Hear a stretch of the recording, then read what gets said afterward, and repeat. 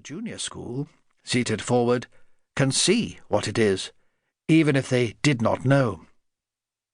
It is Harrington's lady boarder, old Baroness Sliema, tapping a cautious way with her ebony cane to her special prie-dieu in the dusk of St. Joseph's Chapel, followed by her dumpy, always breathless little companion, Mrs. Moss.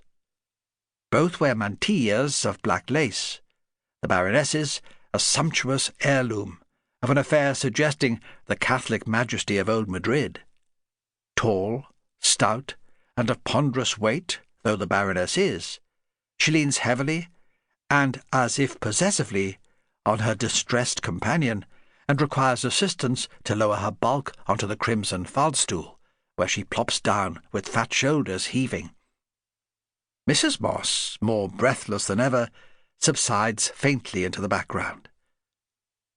The junior school exchanges angry glances and suppresses a desire to hiss.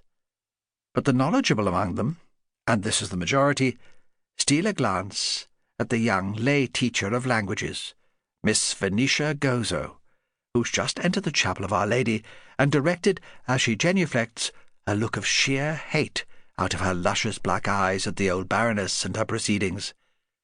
Glances, and even nudges, are again exchanged. It is known in the school that Miss Gozo is the ward of the old Baroness, and this fact is charitably held to excuse the young woman's quick temper and tartness in class. Poor wretch, is the general opinion of the school, and there are long and wordy disputes as to whether the obviously un-English Miss Gozo is pretty or not. But now, sumptuously coped in shimmering white brocade, the priest has approached the altar, attended by a small seraph tossing a bowl of incense. The priest has opened the tabernacle door amid the blazing candles, and profoundly genuflected. Mother Van, from her sacristy, has floodlit the gracious scene, and, as the sacred host is mounted in the monstrance, all voices are raised, from that of Reverend Mother herself, down to the shrill pipe of Thistle McBinkie, the youngest child in the school, in the hymn of loving and triumphant greeting, O salutaris hostia.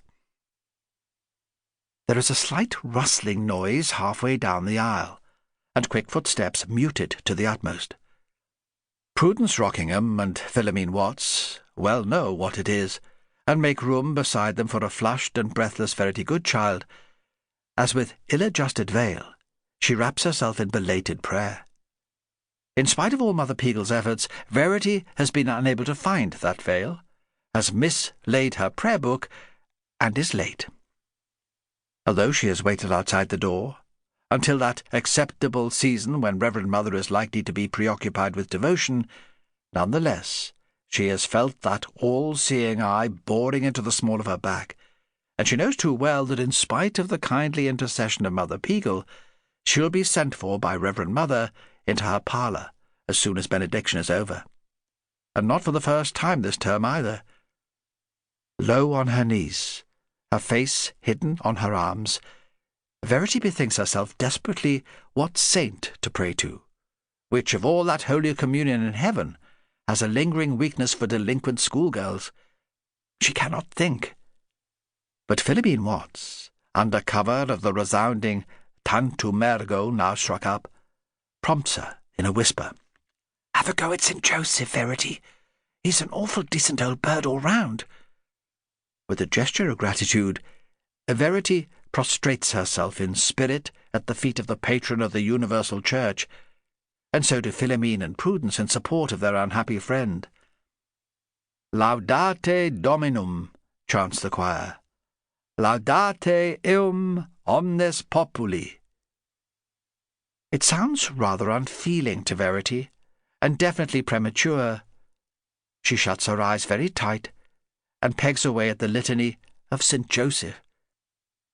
Joseph justissime, Joseph fidelissime, custos virginum terro demonium. Some of the invocations amaze her with their aptness, but nonetheless, as the procession of girls hymns its way from the chapel,